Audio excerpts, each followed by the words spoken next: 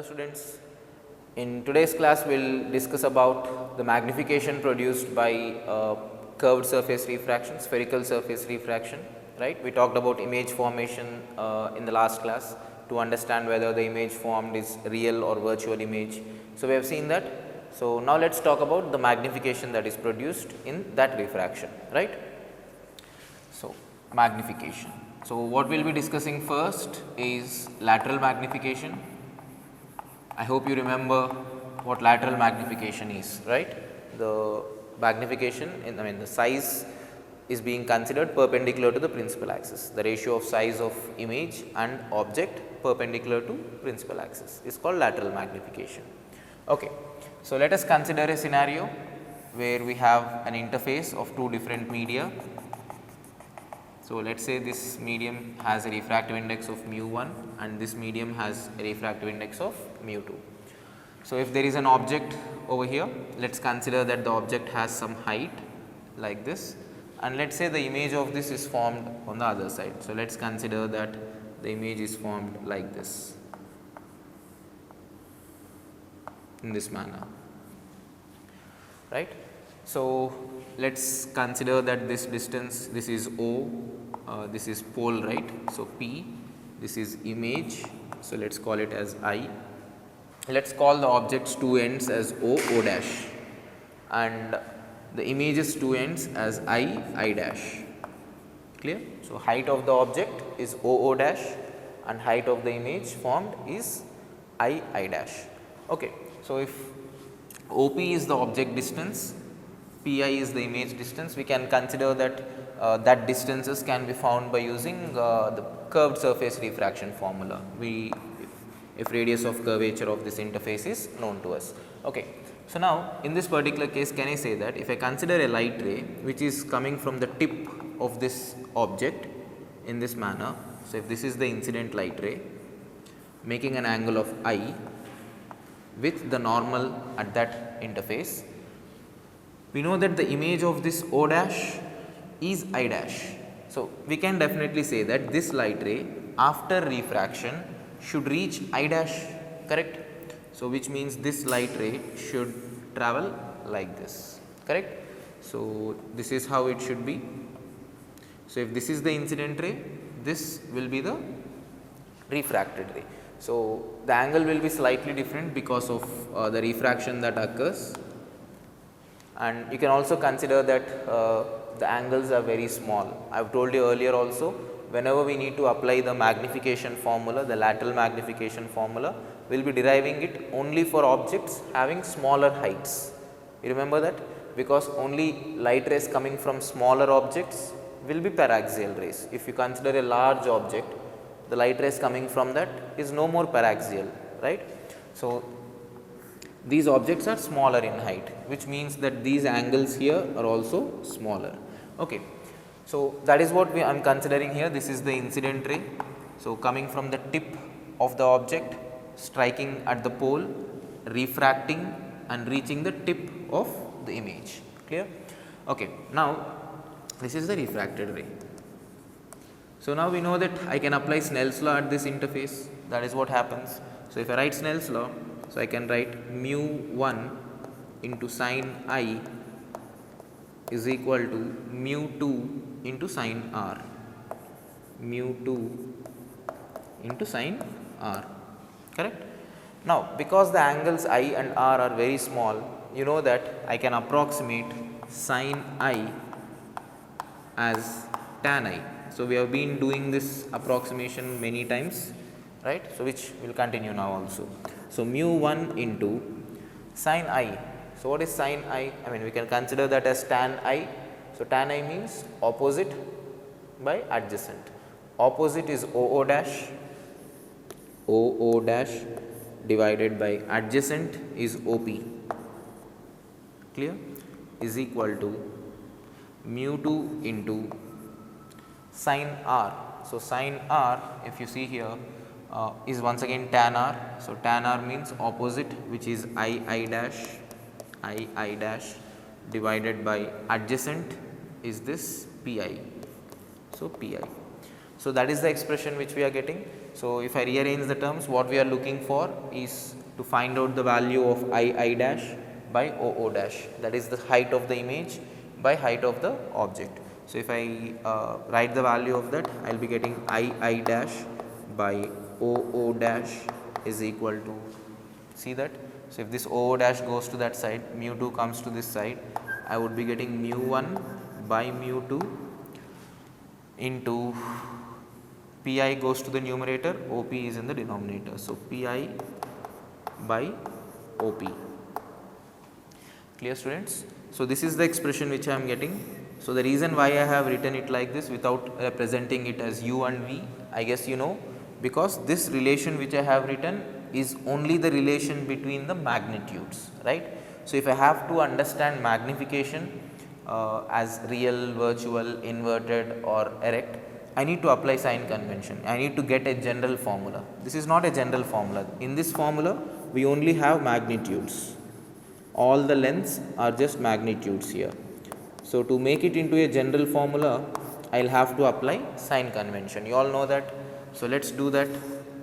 So I dash, or let's, okay, I dash, you can see that height of the image according to the diagram is downwards, which is below the x axis.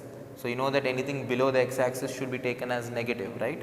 So which means in this particular scenario, height of the image should be considered as negative of I dash, negative of I dash length. Clear?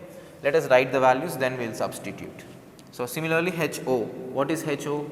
HO is above the principal axis, so it can be considered as positive length. So I can directly write HO is equal to OO dash. Clear, students?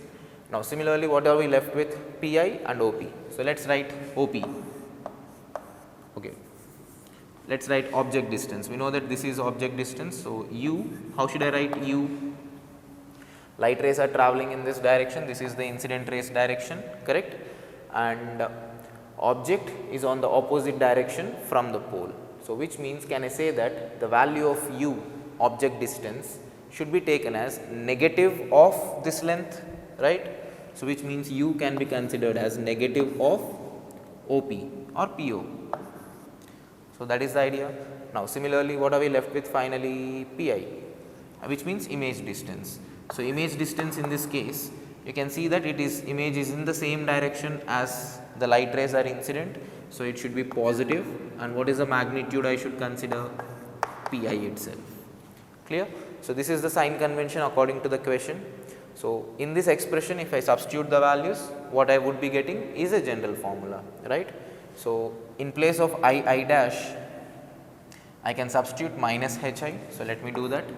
So minus HI divided by, in place of OO dash, I can substitute HO is equal to mu 1 by mu 2. So mu 1 by mu 2 into Pi. What is Pi? Pi is V itself. So V divided by OP.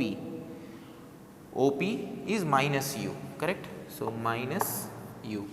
So that is it, students. So minus and minus gets cancelled, and eventually we got what we are looking for. What are we looking for?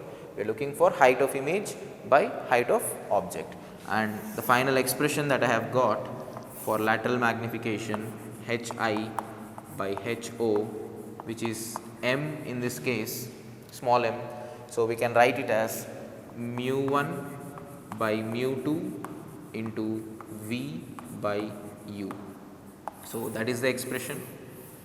So you should definitely keep this in mind, mu 1 by mu 2 into V by U. Once again, keep in mind that mu 1 is the initial medium, mu 2 is the final medium.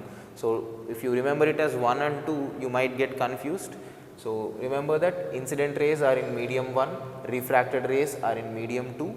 So it is better you remember this as mu initial by mu final into V by U. So that is the expression for lateral magnification, right, which means you can find the ratio of image's height and object height by using that expression. So that is the idea, students. So let us solve for one simple case. Let us take a simple scenario and try to find magnification in that case. So let's say we have an interface of two different media. On this side we have a medium of refractive index 3/2, and on this side we have medium of refractive index 4/3, right? And let us consider that there is an object which is placed here. Let's say radius is 10 centimeters and object is placed at a distance of 20 centimeters,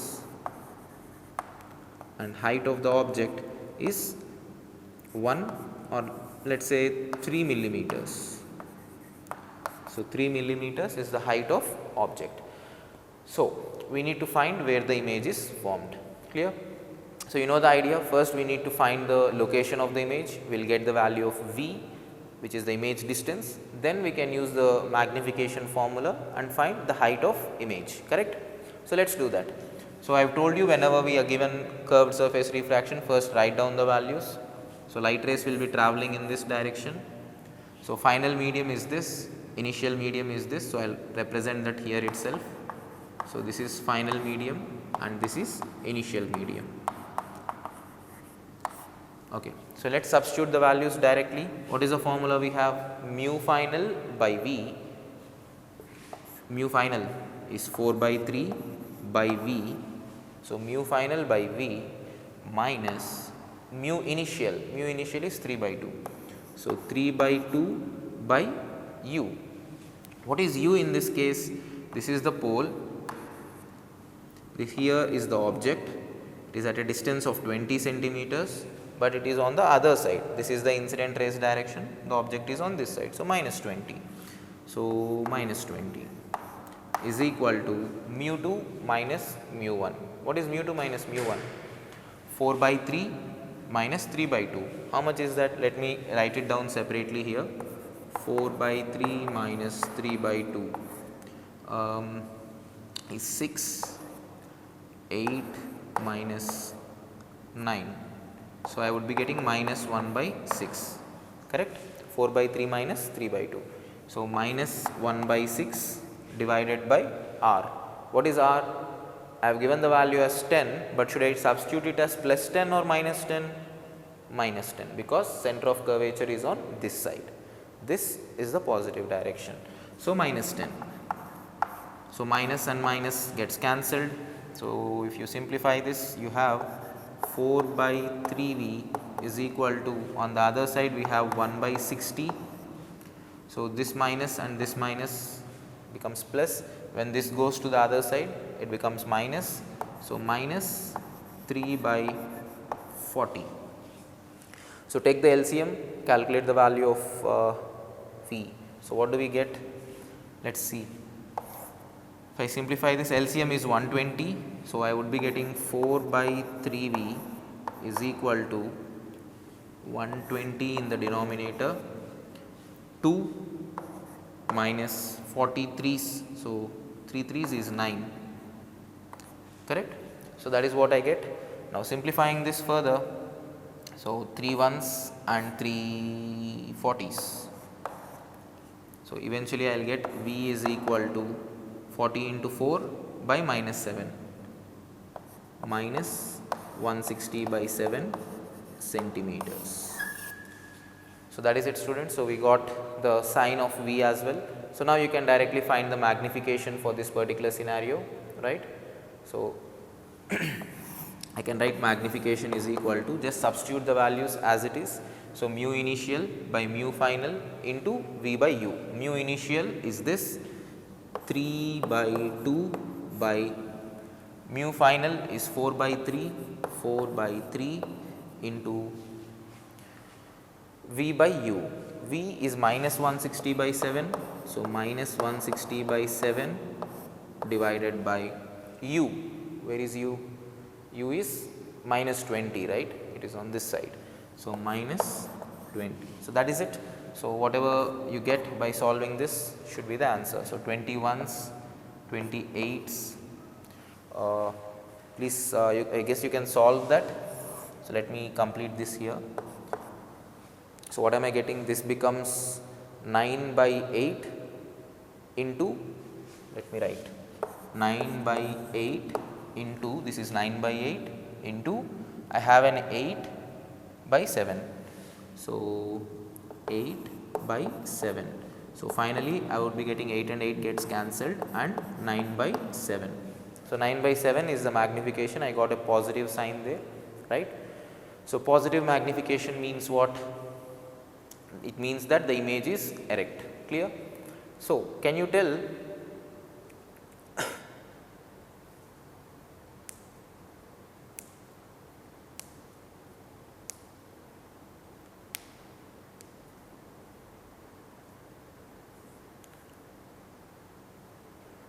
and if you want to find out the height of the image, you can directly you know the magnification, you know the height of the object, you can easily find the height of image as well, clear.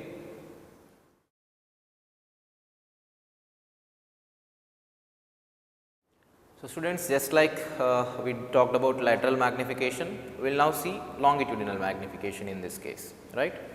So let us take the same case.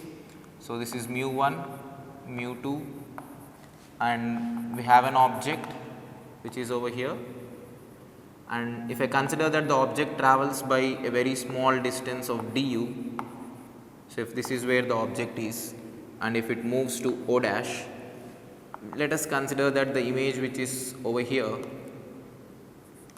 moves to a position somewhere over here in this manner I dash, right. So the object is initially at a distance of u, it moves by u dash, du, and image is formed at a distance of v and it moves by a distance of dv. Okay. So I have told you earlier that instead of considering this as an object which moved from here to here and image which moved from here to here, if I consider that there is a small object along the principal axis between O and O dash, a small image is formed between I and I dash, we can consider it like that, clear. So in such a case, du will be the length of the object along the principal axis and dv will be the length of the image along principal axis. So let us see what is the relation between their lengths. So I know that the curved surface refraction formula can be written as, in this case final is 2, so mu 2 by v minus mu 1 by u is equal to mu 2 minus mu 1 by r, mu 2 minus mu 1 by r. So I am not substituting any sign conventions here either for u, v or r, I am just taking the general expression and I am differentiating it. I will differentiate this to find du and dv. So when I differentiate this, please observe, so I would get mu 2 by 1 by v. What is the derivative of 1 by v? 1 by v square, right. 1 by v square or minus 1 by v square into dv, correct, minus what is the derivative of okay, I will write mu 1, what is the derivative of 1 by u? Minus 1 by u square into du. So minus we will make this plus 1 by u square into du, right. Now similarly on the other side, if I differentiate this expression, so you know that mu 2 and mu 1 are constants, r is also a constant, so when I differentiate this expression I would get 0. So this is the expression we have finally. So when I rearrange the terms, if I send this term to the other side, I would be getting mu 2 by v square into dv is equal to mu 1 by u square into du. Now what are we required to find here? We need to find the value of dv by du, image distance or image length by object length, clear. So dv by du. So when I simplify for that, what would I get in this scenario? dv by du is equal to, this v square goes to the other side, so I would be getting mu 1 by mu 2 into v square by u square, correct. dv by du, v square goes to that side, mu 2 goes to the denominator. So mu 1 by mu 2 into v square by u square. So this is what we call as longitudinal magnification. So longitudinal magnification is mu 1 by mu 2 times v square by u square. So if you observe, there is a small difference between lateral magnification and longitudinal magnification in this case. So this is the formula for longitudinal magnification, and the formula for lateral magnification, or just m, we can just write it as m. So that is mu1 by mu2 into v by u. So that is the idea. And you know that we can use this lateral magnification and longitudinal magnification to understand the velocities also, right. So if the same question was given to us in this manner, so let us see an example. Sorry, it is not a mirror, right. So it is just an interface of two different media. So let us say this is a medium of refractive index 3/2 and this is a medium of refractive index 2, right. And the radius of curvature of this is 10 centimeters. The object is at a distance of 20 centimeters, and let us say this is an object moving in this direction with a speed, let us say it is moving with a speed of some 2 centimeters per second. So that is the speed of object. Clear? So now if I need to find the speed of image, so what is the method I will be using? What magnification can I use when the object is moving along the principal axis? We know that I can directly use the longitudinal magnification expression, because if you look at longitudinal magnification, please observe this carefully, dV by du is longitudinal magnification, which means I can understand dV by du is equal to mu1 by mu2 into v square by u square, correct. I just use the longitudinal magnification expression. Now what I will do is I will send this du to the other side. So I will be getting dV is equal to this into du, right. Now I will divide either side with dt. Now see what will happen when I divide this with dt and this side also with dt. What am I getting? What is dV by dt? dV by dt is image velocity, right? Velocity of image along the principal axis. So remember, what I am solving is for along the principal axis, because object is along the principal axis. That is why I am using longitudinal magnification. I hope you understood that. Longitudinal magnification can be used for along principal axis. Lateral magnification can be used for perpendicular to principal axis. Okay. So velocity of image is dV by dt is equal to mu1 by mu2 times v square by u square into this is nothing but velocity of object. Clear? So that is it. So this is the expression which we will be using for finding out the relation between image velocity and object velocity along principal axis for a curved surface refraction, right. So rest is just solving the given scenario, finding out the image formed, the distance at which the image is formed, and substituting in this expression. So let us quickly do that. So in this case, if I substitute the values of final, this is the final medium, because object is here, light rays should travel in this manner. So this is the initial medium, right. So if I substitute the values, final refractive index by v minus initial refractive index is 3/2 by u. What is u in this case? It is at a distance of 20, but what should I take? Minus 20. So by minus 20, right, is equal to, on the other side, what do I have on the other side? 2 final minus initial, 2 minus 3/2, which is 1/2 by r. What is r? Center of curvature will be here, so minus 10. So minus 10. So that is it. You will simplify this relation. So what do we get? 2 by v is equal to minus and minus gets cancelled. On that side we have minus 1 by 20. When this goes to that side also becomes minus. So minus 3 by 40 minus 3 by 40, and simplifying this will give me, I can understand this 1 by 20 as 2 by 40, right. So I can understand this as 2 by 40, and this becomes minus 5 by 40. What is minus 5 by 40? Minus 1 by 8. So, 2 by V is minus 1 by 8, which implies V is equal to minus 16 centimeters. Clear, students? So, that would be the answer for this, for V, but we need to find the velocity, right. So, just substitute this V into this expression, that is it. So, we know all the other values, we know mu1, we know mu2, we found V, we already have U given to us. I hope you can complete that. I am not going to do that. So, all the values which you require are in the diagram itself. So, mu1, mu2 and U are given. We just found V and we are going to substitute there.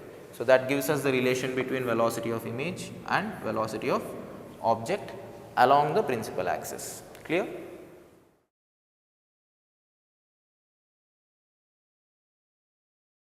Students, now let us discuss about a scenario where we deal with multiple curved surface refractions happening simultaneously at the same position. Clear? Let me explain what I am saying. So, let us say we have an interface which is like this, separating two different medium of refractive index mu1, mu2, and immediately close to that, very close to that, let us consider that we have another interface, let us say, which is something like this. We have another interface like this, and that is separating this medium and another medium. So, let us say this is a medium of refractive index mu1, this is a medium of refractive index mu2, over here we have a medium of refractive index mu3, clear, and very close to that, let us say we have another interface which is something like this, which is separating mu3 and mu4. So, something like this, clear. So, all these are very, very close to each other. So, this separation which you can see here is very small. So, I hope you understand that. So, the thickness of all of this is very small. So, that is the idea. So, and let us consider a scenario where this interface has a radius of curvature of R1 and this interface has a curvature of R2 and this interface has a curvature of R3, clear. So, if I have something which is in this manner, so let us understand this like this. So, 3 different interfaces, 4 different mediums, clear. So, in such a scenario, if there is an object which is placed, let us say, in medium 1, and you know that light ray coming from this medium will undergo refraction at this surface and it forms an image that will act as the object for refraction at the second surface, correct, and that forms an image and that will act as an object for the next surface, and eventually this last surface is going to form the final image, clear. So, normally how we deal with every successive refraction. But what I am saying here is the interfaces which we have here, let us consider, this is just an assumption, let us consider that the interfaces are very close to each other, very close to each other, right. So, which means I am neglecting this thickness. I hope you understand that, although it looks like there is some distance in the diagram. So, we are going to neglect it, that is the assumption we are taking here, and we are going to derive an expression based on where the image will be formed, considering that this thickness is very small, clear. Okay. So, let us say this is where the object is. So, we know that this length here will be the object distance, right. So, first I will write the curved surface refraction formula for the first surface, the R1 surface, clear, which is separating mu1 and mu2. So, you know how to write the equation. I will write the general equation. So, do not worry about the curvatures, clear. Let us write the general equation. I am not going to substitute any signs, only general formula, right. So, what is the general formula for the first surface? This is mu1, this is mu2. So, what should I write? Final medium by V, right, minus initial medium by U is equal to, for this interface, final medium is mu2, initial medium is mu1. So, mu2 minus mu1 by R1, correct, right. Now, what is this V? This V is the image distance from this interface, correct. So, the distance at which the image is formed from this interface, but this is not the final image, right. So, let us call it as V dash, right, because that is not the final image, let us call it as V dash. So, V dash representing image formed by first surface. Now, let us go on to second surface. So, you all know that whatever is the image formed by the first surface, which is at this distance, will act as the object for the second surface, and because we consider that this thickness is very small, if this image is at V dash distance from this interface, it is also at a distance of V dash from this interface. Is that clear? So, what I am saying is the image distance for the first interface is also the object distance for the second interface. So, that is why I assume they are very close to each other. So, from this interface, wherever the image is formed, whatever distance the image is formed, that distance will be same as the object distance for the second surface. Clear? So, now based on that, let us write the equation for second surface. Now, see, for the second surface, final medium is mu 3, initial medium is mu 2, and what is the object distance? V dash, correct. So, let us write the equation. So, final medium is mu 3 by, let us say this second surface forms an image at a distance of V double dash, clear. So, V double dash minus mu 2 is the initial medium divided by object distance. What is object distance for the second surface? We have just discussed, it will be V dash, right. So, this should be equal to, for this interface, if I write final minus initial, which is mu 3 minus mu 2. So, mu 3 minus mu 2 divided by the curvature of that, which is R2, right students. So, now we will repeat the same process. What is that? Whatever is the image formed by this surface, which is V double dash, will be the object for this surface, and also it will be at the same distance, because we are neglecting this distance, right. So, V dash, the image distance from here, is also the object distance from here. So, for the third surface, if I write the equation, final minus initial, right. So, final medium is mu 4 by, can I say that whatever image that this surface forms will be the final image. So, let me represent that with V, the actual image distance. Now, minus, for that the initial medium is mu 3. So, mu 3 divided by the object distance for this surface. So, the object distance for this surface is nothing but image distance for this surface, which is V double dash. So, V double dash is equal to, for this interface, if I write the next expression, which is final minus initial by R, mu 4 minus mu 3, mu 4 minus mu 3 by R3, right. So, that is the expression which we will have. So, these are the three equations which we are getting for the three refractions which are happening successively, right. So, students, keep in mind, so the reason why I have directly used V dash here as well as here is because the thickness is small, right.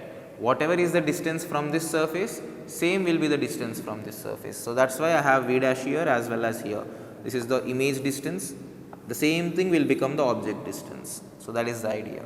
So, now when you look at these three equations, so observe, when I add these three equations, what is going to happen?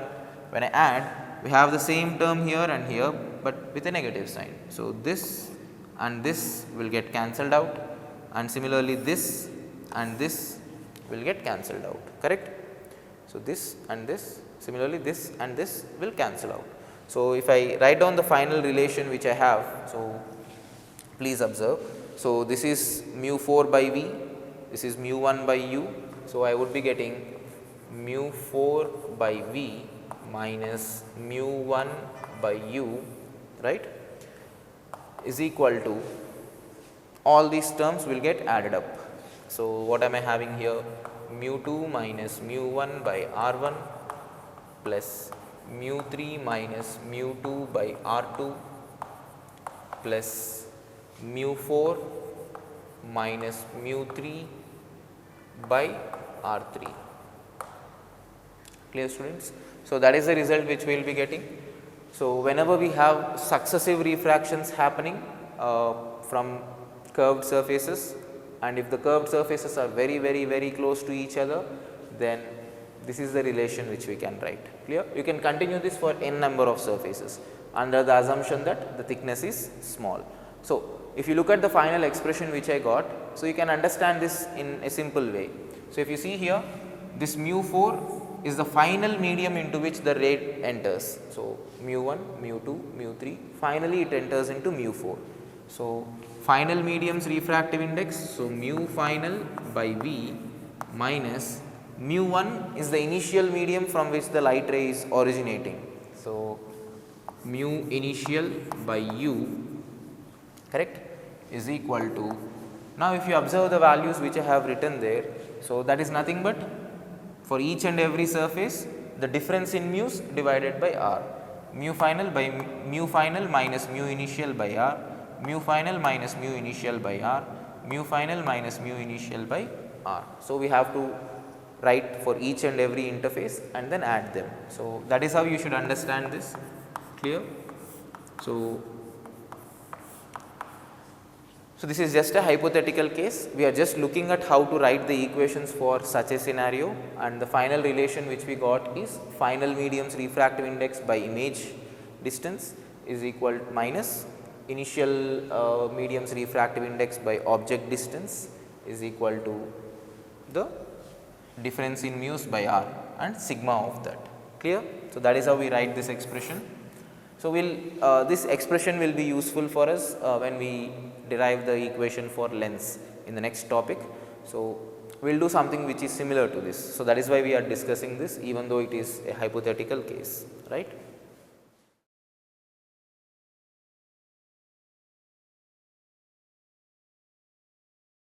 So students, those are the concepts which we will have in curved surface refraction. So we will solve one example and we will move on to lenses, right. So let us consider a situation like this where we have a spherical medium which is having some refractive index of, let us say, √3.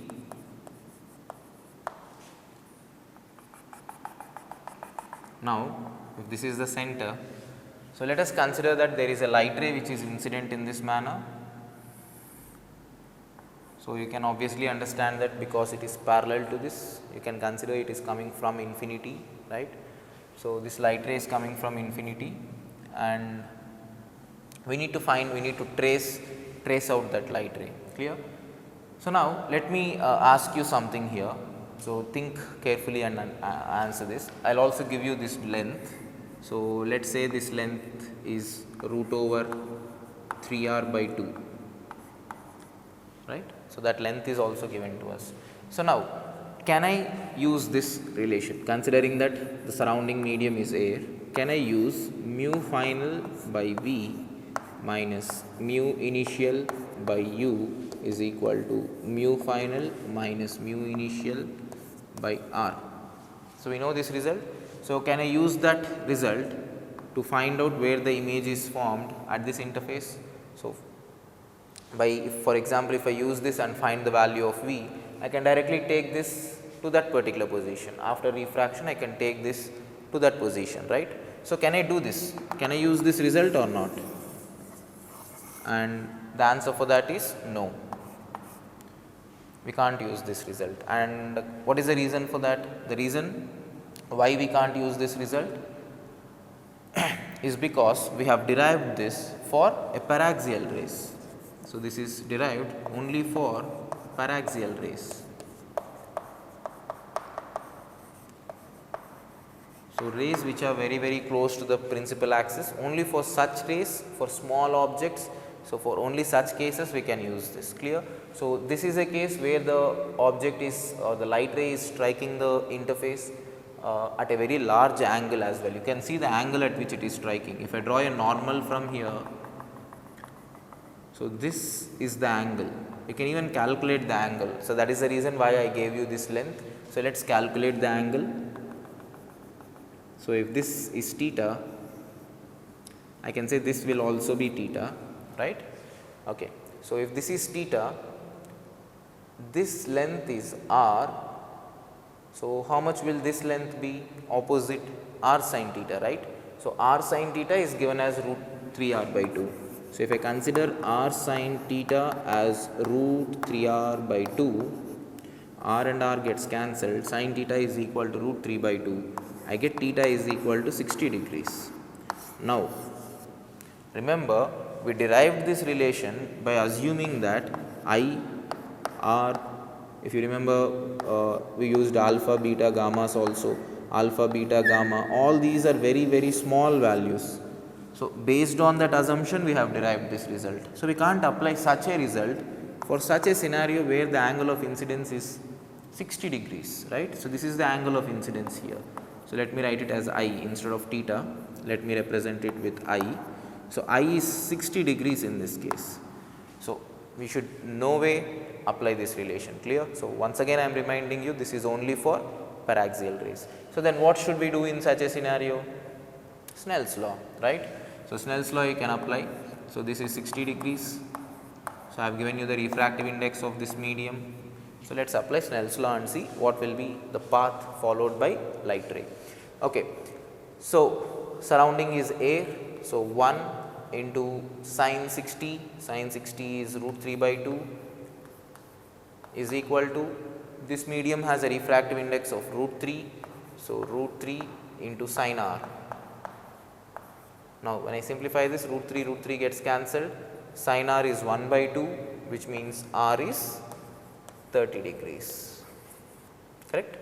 That is it. So light ray will now enter, because angle is 30 degrees, it bends towards the normal. This is denser medium, so it bends towards the normal and it travels something like this. So this angle will be 30 degrees, correct. So that is what will happen. We need to further trace out the light ray. So we know that this angle is 60, we have just seen that this is 60, this is 120, correct. This is 30, which means if you look at this triangle, let me show you. So this is 30, this is 120. So can you definitely say that this light ray will go and strike at this corner, opposite end of the diameter, because 120, 30 and this should also be 30, clear. So this light ray will go and strike at this particular position and the angle of incidence is 30 degrees. Now what happens after it strikes there? So once again refraction will take place, correct, and if refraction takes place, it comes out of this medium, and at what angle will it come out? You know this already. I think we have done this case earlier during refraction itself. So you can easily guess, right, because from air it is coming at 60 and entering at 30. So from this medium, if it is coming at 30, it will enter into air at 60. You can write Snell's law, but you will eventually get 60 degrees itself. So this angle will be 60 degrees, clear. So this is how the path of the light ray would be present, clear students. So that is it. So please keep in mind when we should apply the formula and when we should not, right.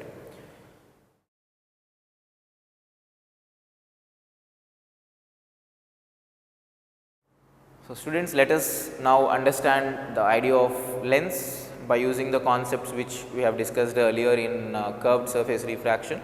So even in lens we will be using the same ideas, because lens is a transparent material and light refracts through that lens and comes out, right. So we will be using the similar kind of relations. So the topic now is thin lens. So we will be deriving relations for lens which are very thin, right. So the formula which we will be deriving would be for lens which are thin. So you will see that. So first let us understand what a lens is and how it is formed, clear. So there are generally two types of lens, you must have heard of it, right. So a convex lens and a concave lens. So we can also call them as intersecting surface lens and non-intersecting surface lens. Let me explain. See, for example, let us say I have two surfaces, spherical surfaces. If I take two spherical surfaces like this is one sphere, right, imaginary sphere, clear, and let us say we have another sphere of different radius. So, let us say these are two spheres, think of them as imaginary spheres of different radii. Now, you can see that there is a overlapping region of these two spheres, right. So, this region, so let us say that the overlapping region is very small, a small overlapping region, right. So, that region, if it is filled with a transparent material, so if this overlapping region of the two intersecting spherical surfaces, so if this region is filled with a transparent material, then we call that as a convex lens. So, that is the basic shape of a convex lens. So, we basically call it as a biconvex lens, clear. So, and you can see that it is formed by two spherical surfaces which are intersecting with each other, right. So, that is the reason why convex lens is also called as intersecting surface lens, intersecting surface lens, right students. Okay. So, now in the same manner we have other types of convex lens as well, not just this, there are different types of convex lens and all of them will be formed by the intersecting surface concept. Well, let us see. See, for example, let us say we have one sphere like this, one sphere in this manner, and if the other sphere is intersecting in this way. So, if this is the other sphere which is intersecting the first sphere, right, you can understand this, right. So, if this is an imaginary scenario. Now, the region which is common for both the spheres, this region which is present over here, not the common region here, but this region which is formed. So, if that region is filled with a transparent material, then we call even this will behave like a convex lens once again. And as I told you, this is called as a biconvex lens, right. This is called as a concavo-convex lens, concavo-convex lens, right. Similarly, we can also have another scenario where I have a spherical surface which is intersecting with a plane surface. So, if I am just cutting that spherical surface with a plane surface, so there is a region which is formed over here, a thin region. So, if that is filled with a material, then that type of lens is basically called as plano-convex lens, plano-convex lens. So, these are the types of lens which we generally have in convex case, in convex category, right. And as you can see, in all these cases the lens is formed in the manner of two surfaces which are intersecting with each other, right. So, here sphere and sphere intersecting, even here sphere and sphere are intersecting, and here sphere and plane are intersecting. So, all these intersecting surface lens are called as convex lens, right. So, in the same manner, let us also understand what concave lens is and how it looks. So, concave lens is exactly the opposite of this. It is an non-intersecting surface lens, which means, for example, let us say I take a spherical surface and another spherical surface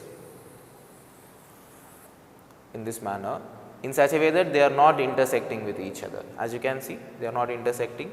Now, the gap which is formed between them, so if this is the gap, so if this region is filled with a transparent material, right, then that lens is what we call as concave lens, and to be specific, it is called as biconcave lens, biconcave lens, right.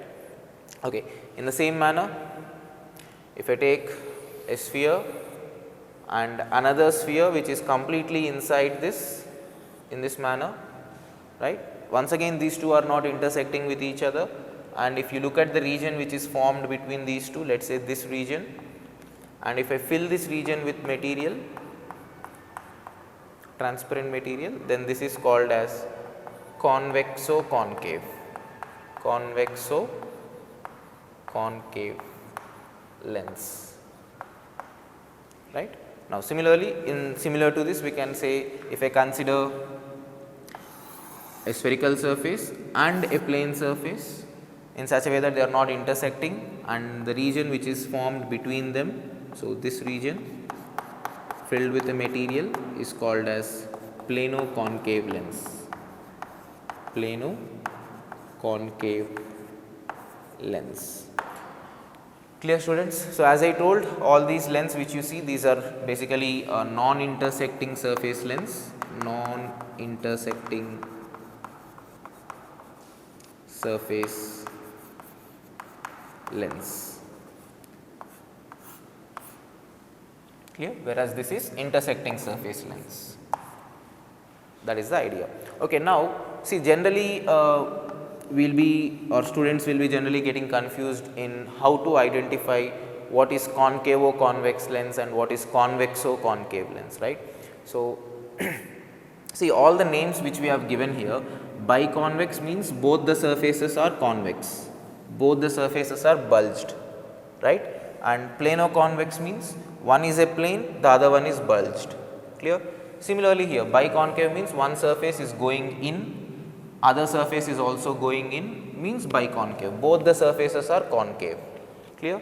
And here one surface is concave and the other surface, the outside one, is convex. So that is how we understand. Now how to identify whether a given lens is concavo-convex or convexo-concave, right?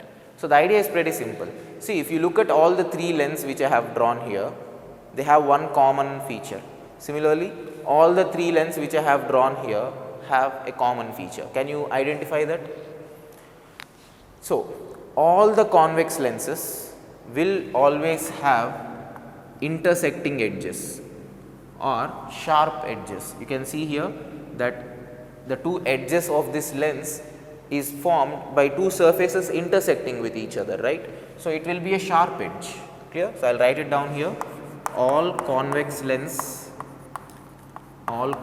lens have sharp ends or edges. Clear? Whereas if you look at concave lens, so concave lens will have flat edges. So this is a flat one, this is a flat one, flat, flat, flat, flat. Clear? So all concave lens have flat edges. So that is how you identify. Clear?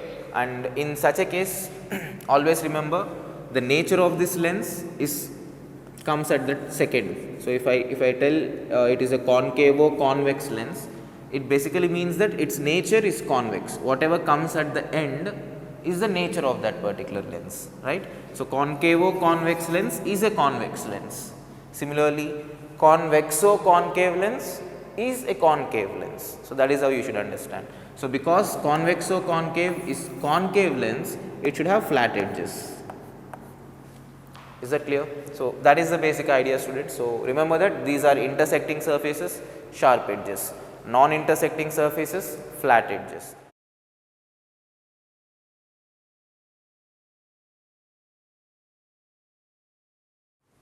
So students, generally when we consider convex lens, so convex lens, they are converging in nature. So they are also called as converging lens. So converging lens doesn't mean that whichever light rays are incident on it, it is going to converge. So this nature is basically defined by looking at its behavior when parallel beam of light is incident on it. So whenever a parallel beam of light is incident on a convex lens, clear, it could be any convex lens, any of the three types of convex lens. Its basic nature is that when parallel beam of light is incident, the final beam which comes out of it will be a converging beam. So in this manner, clear. So that is the basic nature of converging lens, and keep in mind, for this to happen the refractive index of lens should be greater than the refractive index of surrounding.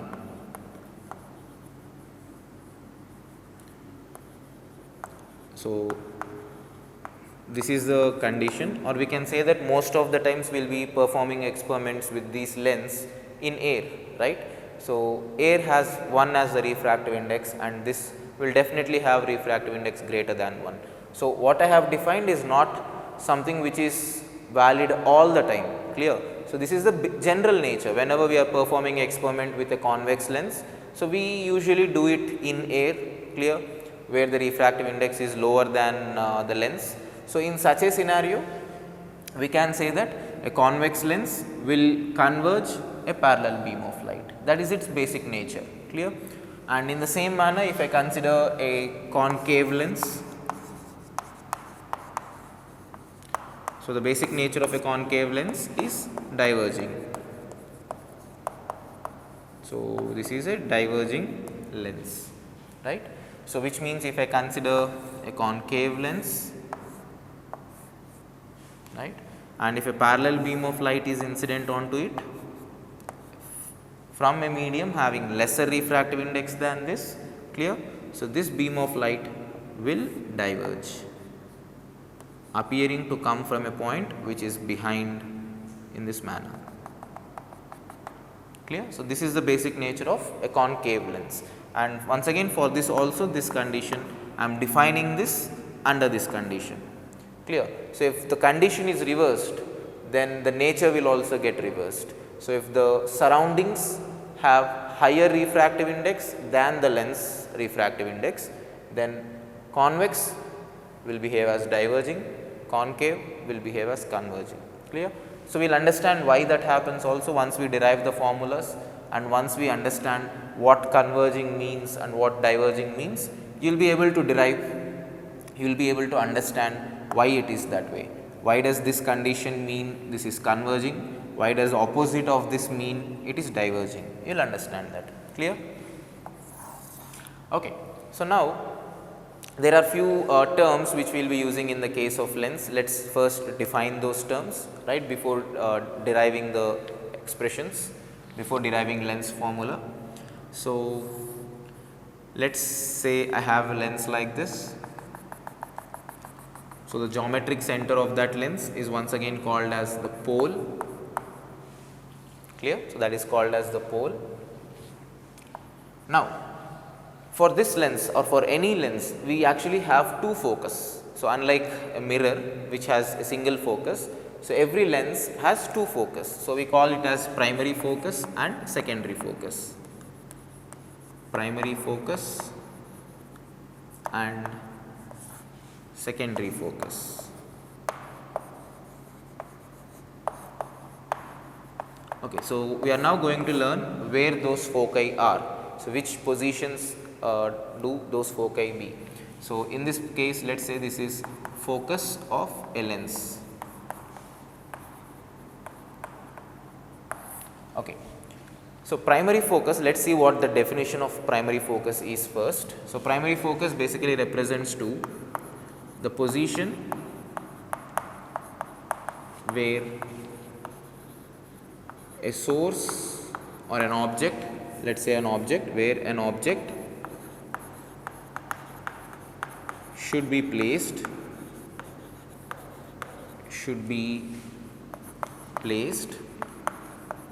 such that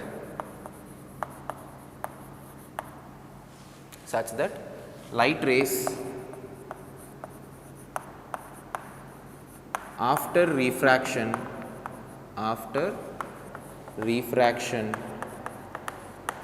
become parallel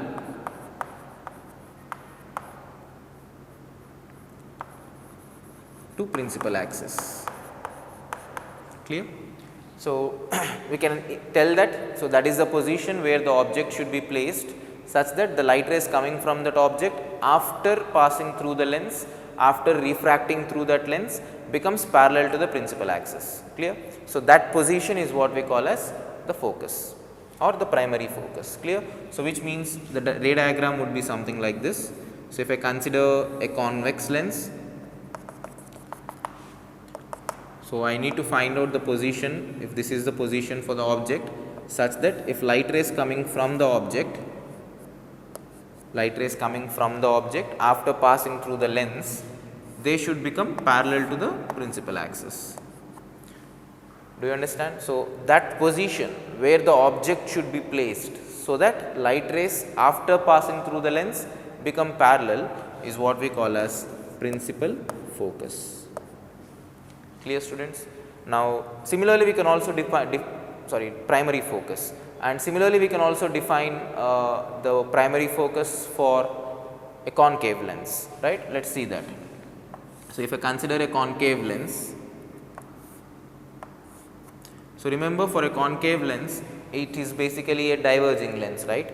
So, if the final light rays have to be parallel, remember that if think of it like this, whatever light rays are incident, what if you see here, because this is a converging lens, the light rays were initially diverging, the lens will converge them and make them parallel, correct. But if you, in the same manner, if you consider a diverging lens, if you place an object here and if the light rays are coming from the object in this manner, what is going to happen? The light rays are already diverging, and if they pass through a diverging lens, they will further diverge. So, the light rays are not going to become parallel. Do you understand that? So, which means the primary focus of this lens, of this concave lens, will not be here, right. Where will it be? It will be on the other side. So, it will be over here in such a way that the light rays which are incident on the concave lens in this manner, they appear to converge at a point which is behind the lens. So, can I say that this will act as an object for the concave lens, correct? So, I can say that these are the two incident rays. Remember that they are initially converging. Now, the concave lens will diverge them because of its nature, and now the light rays should become parallel, right. Now, after passing through the lens, the light rays become parallel. Is that clear, students? So, that is how we define primary focus. So, for the convex lens it will be here, for the concave lens it will be here, if light rays are travelling in this direction, clear. So, that is the idea. So, if I place light object at this position, the light rays will be initially diverging, but because of the converging nature they become parallel. Here light rays are initially converging, which means the object is over here, and those converging rays will be diverged and made parallel to the principal axis by the concave lens. So, this is where the primary focus is present for a concave lens, right. Now, that is how we define primary focus. So, now let us understand secondary focus. So, secondary focus is something similar to this. We can say that the position where the incident parallel beam of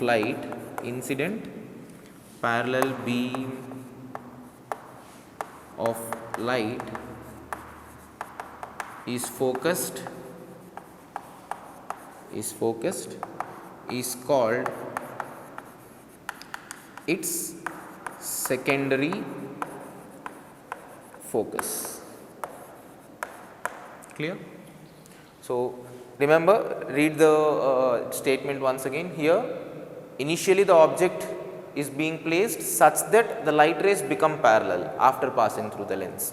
Secondary focus means if the light rays are incident parallelly, right, if the incident rays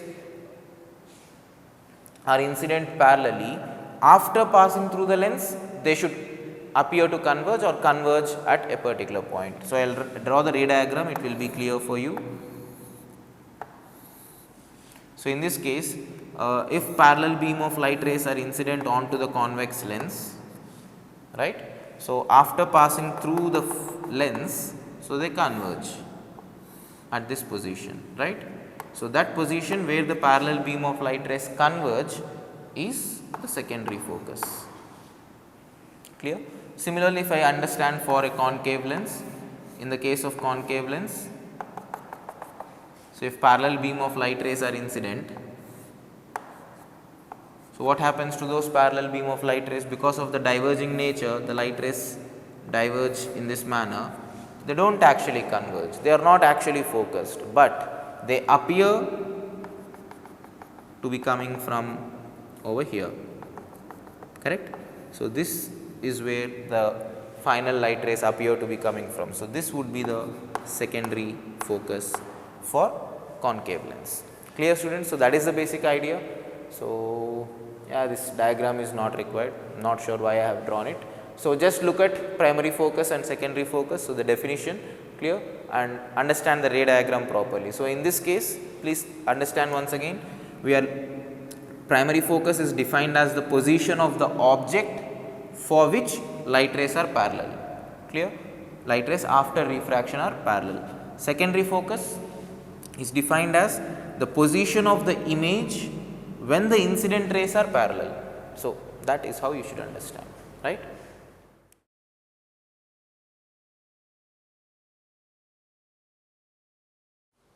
So, students, that is the basic terminology which we will be using in the case of lens. So, we will start with the derivations of lens formula and lens makers formula. We have one more relation called lens makers formula. So, we will derive those formulae and understand the image and object scenarios in the case of lens in the next class.